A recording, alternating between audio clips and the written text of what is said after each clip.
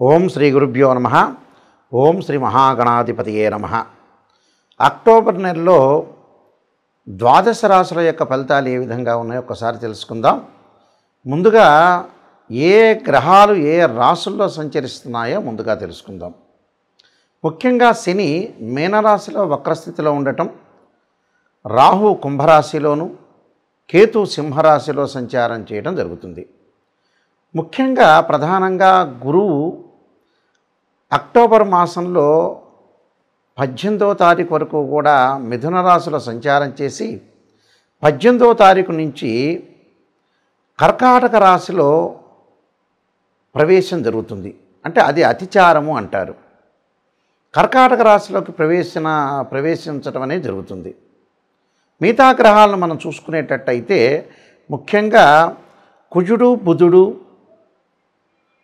తులారాశిలో సంచారం చేయటం, అక్టోబరు ప్రథమార్థంలో శుక్రుడు సింహరాశిలోను, ద్వితీయార్థంలో కన్యారాశిలోను సంచారం చేయటం, రవి ప్రథమార్థంలో కన్యారాశిలోను, అలానే ద్వితీయార్థంలో వచ్చేటప్పటికల్లా అంటే అక్టోబర్ 18వ తారీఖు తర్వాత రవి తులారాశిలో సంచారం చేస్తారు. ఈ సంచారాల వల్ల ఈ గ్రహాల యొక్క విషయంలో మనం ముందుగా ముఖ్యంగా ఎలాంటి రాశుల వాళ్ళకి ఎలాంటి ఫలితాలు కలుగుతాయో ఒకసారి పరిశీలన చేద్దాం.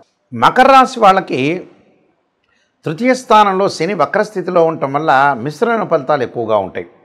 అంటే ఆరోగ్యపరంగా ఎలాంటి ఇబ్బందులు లేకపోయినా దీర్ఘకాలిక వ్యాధులు ఉన్న వాళ్ళు సమయానికి ట్యాబ్లెట్ వేసుకోవటం, సమయానికి ధ్యానం చేయటం, మనోవేదన మానసికంగా టెన్షన్ తగ్గించుకోండి, మానసికంగా ఉల్లాసంగా ఉండండి, ఎన్ని బాధలు ఉన్నా కూడా కొంత మర్చిపోయే ప్రయత్నం అనేది చేయండి. అలానే ఈ రాశి వాళ్ళకు వచ్చేటప్పటికల్లా అక్టోబర్ 18వ తారీఖున గురువు అతిచారంలోకి వెళ్తాడు. అతిచారం అంటే ఏమిటి అనేవి నేను కొన్ని వీడియోల్లో చెప్తాను, తర్వాత రోజుల్లో మీరు చూడండి.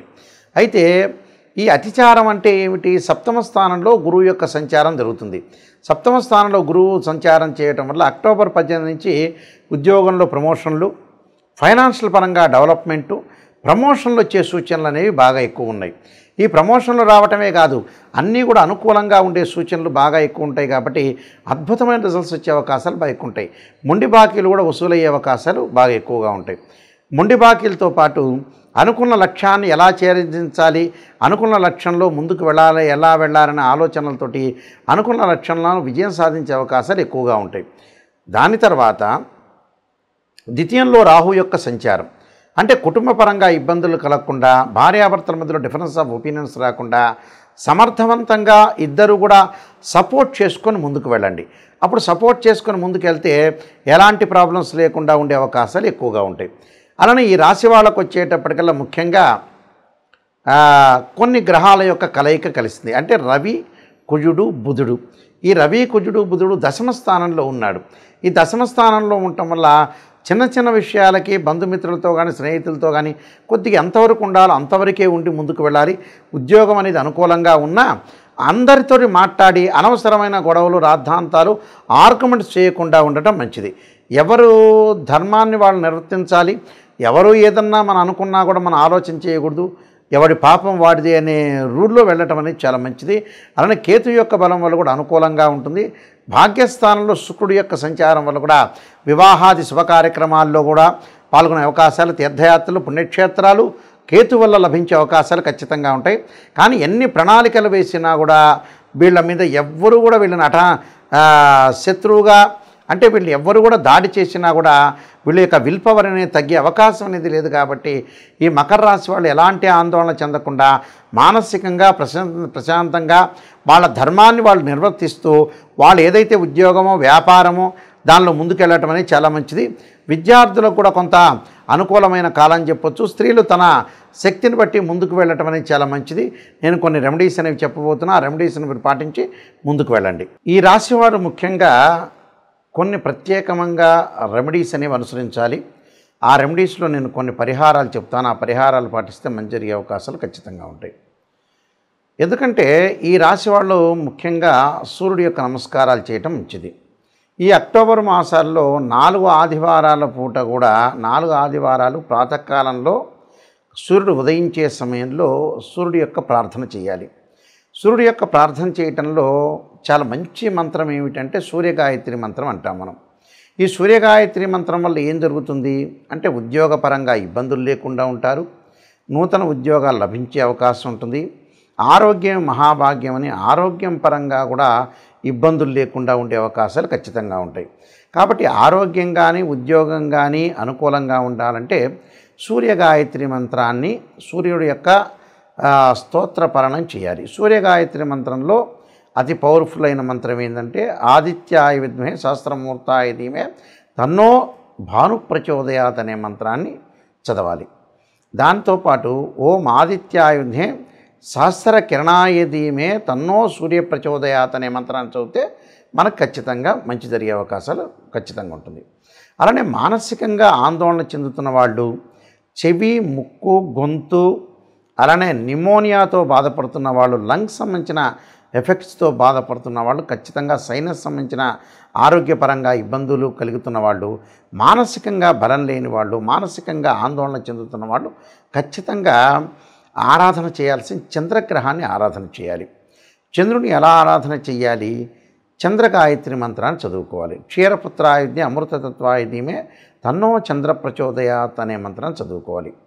రియల్ ఎస్టేట్ కానీ అలానే అగ్రికల్చర్ ల్యాండ్స్లో కానీ రైతులు కానీ బిల్డర్స్ కానీ కెమికల్ కంపెనీస్ వాళ్ళు కానీ డాక్టర్స్ కానీ కోర్టు వ్యవహారాలు పోలీస్ స్టేషన్ వ్యవహారాల్లో చిక్కుకున్న వ్యక్తులు అలానే ఏదైతే ఆస్తిపాస్తుల గురించి గొడవలు అన్నదమ్ముల మధ్యలో గొడవలు ఉన్న వాళ్ళు తప్పకుండా సుబ్రహ్మణ్య స్వామి యొక్క ఆరాధన చేయాలి. అంటే 2 జంట సర్పాలను దానం చేయటము అలానే రాహుకాలంలో పూజ చేయటము సుబ్రహ్మణ్య స్వామి యొక్క ఆరాధన చేయాలి.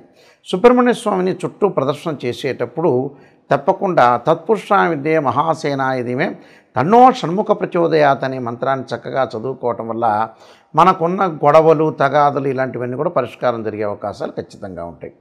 అలానే వీళ్ళు బుధగ్రహం అంటే బుద్ధిబలం పెరగటానికి, లౌకిక జ్ఞానం పెరగటానికి, అలానే గణిత శాస్త్రంలో ప్రాధాన్యత పెరగటానికి, లెక్కల్లో పిల్లలు విద్యార్థులు వీక్గా ఉన్న వ్యక్తులు వ్యాపారపరంగా అనుకూలంగా ఉండాలంటే ఖచ్చితంగా విష్ణు సహస్రనామ పారాయణంతో పాటు ఓం యక్షాయ కుబేరాయ వైశ్రవణాయ ధనధాన్యాధిపతే ధనం ధాన్యం సమృద్ధిమే దేహిమే దాపయిస్వ అనే మంత్రాన్ని చక్కగా బుధవారం రోజున ప్రాతకాలంలో 11 సార్లు చదవటం చాలా మంచిది.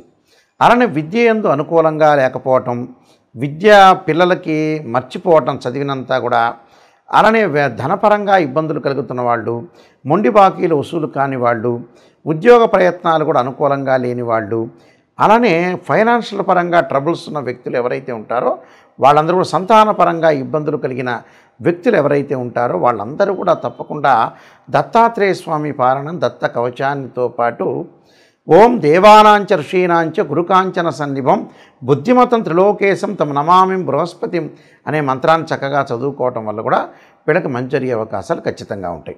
అలానే వివాహం కాని స్త్రీ పురుషులు ఎవరైతే ఉంటారో మాకు వివాహాలు కావట్లేదు, దగ్గరికి వచ్చినట్టు వచ్చి వెళ్ళిపోతున్నాయనే వ్యక్తులు అమ్మవారి యొక్క ఆరాధన చేయాలి. అమ్మవారి యొక్క ఆరాధనతో పాటు మహాలక్ష్మి అంటే మహాకాళి, మహాలక్ష్మి, మహాసరస్వతిని ప్రార్థన చేయాలి. అలానే కాత్యాయనాయుధ్యే కన్యాకుమారి ధీమహి తన్నో దుర్గి ప్రచోదయాత్ అనే మంత్రాన్ని చదవటం వల్ల శీఘ్రంగా వివాహం జరిగే అవకాశాలు ఉంటాయి. అలానే శుక్రవారం రోజున బొబ్బర్లు దానం చేయటం, వీలైతే బొబ్బర్లు ఆవుకు పెట్టే అవకాశం అనేది చూసుకోవాలి. అలానే వీలైతే శుక్ర జపం చేయించటం, అలానే అబ్బాయిలు వివాహం కాలేదంటే వరపాశుపతాస్త్ర అంటే కన్యాపాశుపతాస్త్ర రుద్రాభిషేకం, అమ్మాయిలు వచ్చేటప్పటికల్లా అంటే అబ్బాయిలు వచ్చేటప్పటికల్లా ఈ శుక్రుడి గురించి మళ్ళీ రిపీట్గా చెబుతున్నాను చూడండి ఒక్కసారి. శుక్రగ్రహం నుంచి మళ్ళీ చెబుతున్నా. ఎవరైతే అమ్మాయిలకు వివాహం కావట్లేదో, అబ్బాయిలకు వివాహం కాకపోతుంటే వీళ్ళు శుక్రగ్రహం యొక్క అనుకూలత ఉండాలి. శుక్రుడు కళత్రకారకుడు, వివాహకారకుడు, సుఖాన్ని భోగాన్ని సౌఖ్యాన్ని ఇచ్చేవాడు శుక్రుడు.